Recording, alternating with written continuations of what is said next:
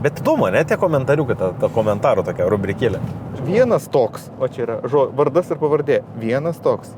Esi miškų gamtos naikintojas. Tau tik eurai akise. Aišku, gal kad Lietuvos valdžia neuždraudžia medienos eksporto. Toks draudimas viską iš esmės pakeistų, nes Lietuvos rinkai nei trečdalio tiek nereikia, kiek iškertama.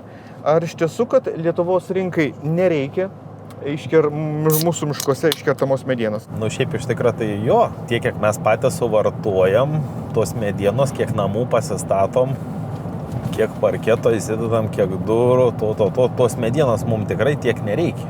Reikia atsižvelgti tai, kad tai yra ne vien tik vidinis vartojimas, o tai yra resursas, reikia išnaudoti, nes mes pas mumis Lietuvoje daugiau kažko apart medienos, skaldos, žvyrą, smėlę, molę, iš gamtos išteklių, naftos lygtais kažkaip per daug neturim.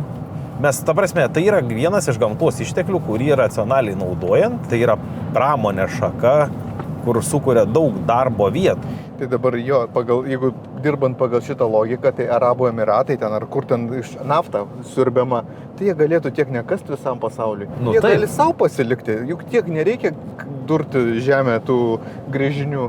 Pasidarai vieną grėžinį ir gyveni. Ir pats savo, ir pats su savim ir būni. Jo.